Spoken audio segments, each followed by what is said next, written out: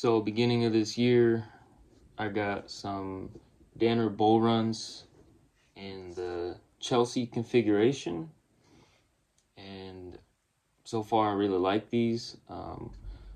Little backstory to why I got these is I basically just wanted a boot that I could wear kind of indoor, outdoor when I'm home, or even just out and about, like going to the store, running errands, something easy to slip on that I'm not worried about getting scuffed up, dirty if I'm using them in the backyard, doing yard work, or honestly just wearing around the house in general. But these are actually steel toe. I got these in store at Boot Barn, size 9D regular, which still have a fairly wide toe box with the stitch down construction. But when I got these, I picked up, I want to say, the right boot off the shelf, and which was 9D, fit perfectly in a soft toe.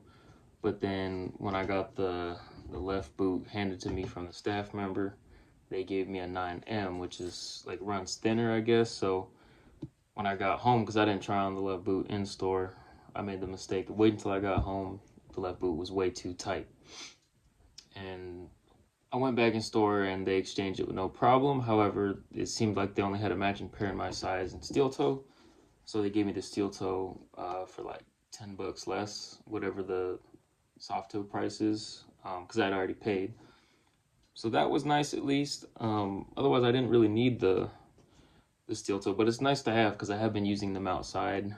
And honestly, just a few days ago, the entire soles were green from fresh cut weeds and grass. We got property behind the house, so I was up there in these where we get weeds that we got to cut down before like spring and summer, just to prevent fire hazard. But these were fine up there, no problem. My only concern longevity wise with any Chelsea boot is this is like synthetic elastic material, and that's just a main reason why I really wouldn't wear these as a dedicated work boot, even though the leather actually feels really nice. It feels like there was oils worked into it, and it's got a fairly nice kind of Vibram Christie sole, but made by Danner. And it is there is more give to it than like the polyurethane Thorogood sole, which I really like. I like both. I just don't see these lasting as long. In a lot of reviews, you'll see people just kind of wear through the outsole a lot faster in these more like rubberized based soles. But it is nice and comfy. You're not standing on any leather or cork, to my knowledge, in these. However, the inserts are nothing to write home about. I'm gonna be honest. The inserts are a little bit of a letdown. However, you can replace those. And on the inside, I know it's either some sort of fiberboard or leather board. Can't really see from here, but it's nothing to write home about in there. Yeah, it's definitely got to be fiberboard or leather board. I'd have to look that one up though to be sure. But and then right here you do have like a firmer rubber-based midsole.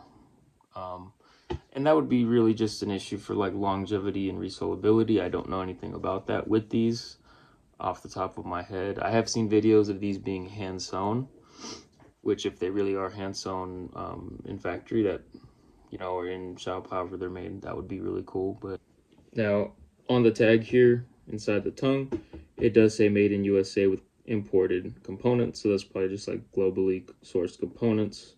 It is an all leather upper, real leather. And as I said, it feels malleable. It feels like oils were worked into it. It has really nice color. I have not officially conditioned or oiled these up yet. This is the natural color.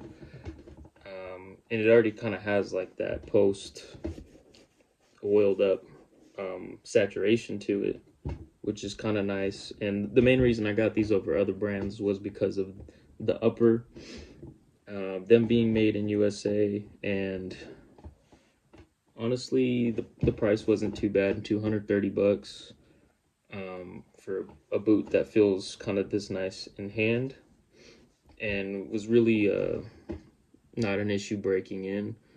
Now I know originally I ordered some Rock Rooster, very similar looking boots. Almost, they looked pretty much the same, just a different color leather, and those were also steel toe. And I returned those. Number one, they ran a little bigger than these, and then number two, the leather did not feel like it would last. It just kind of felt like just rubbing my fingers on it.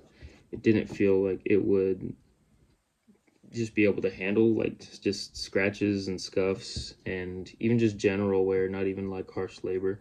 So I returned those and went in store, paid the extra bucks for these.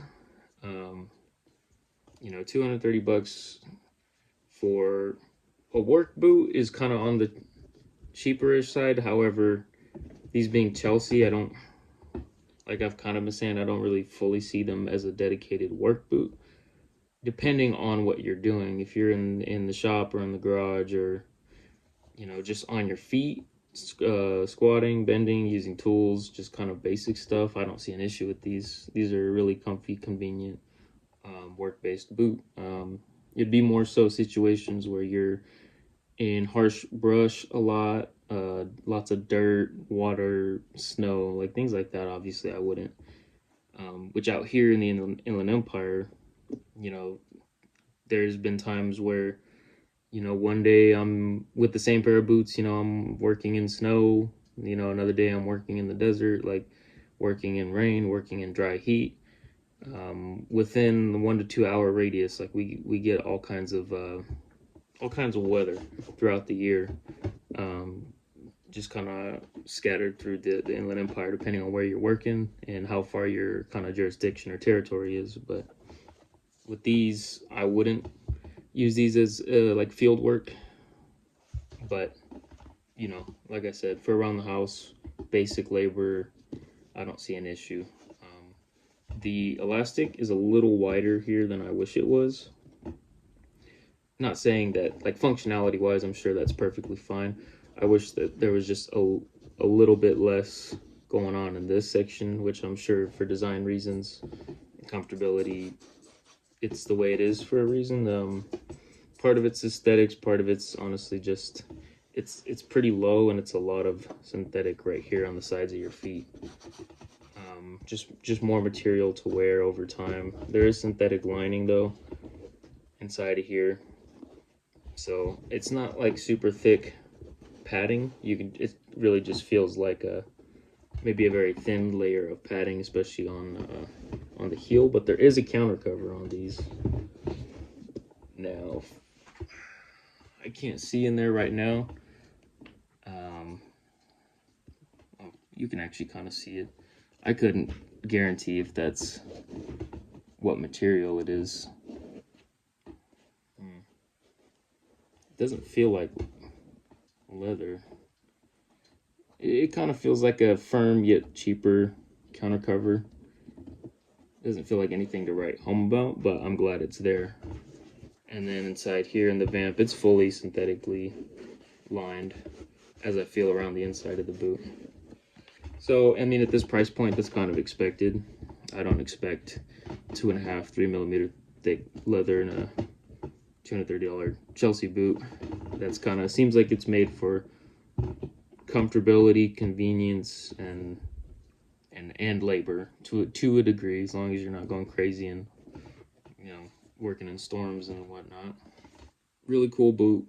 Happy I purchased these. I honestly wear them at least an hour or more per day, and so far they haven't let me down. Maybe eventually I'll do an update, but the stitching seems pretty good. I like the way they look.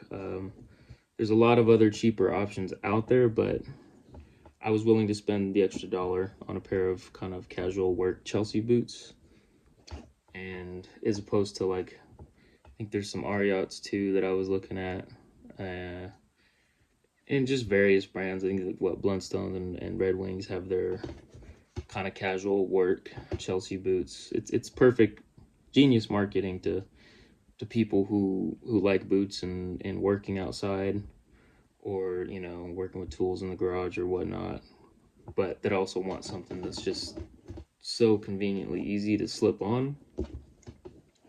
I just don't expect them to hold up, as well as some laced up Red Wings or Thorogoods. But otherwise, hope y'all have a fantastic flipping day.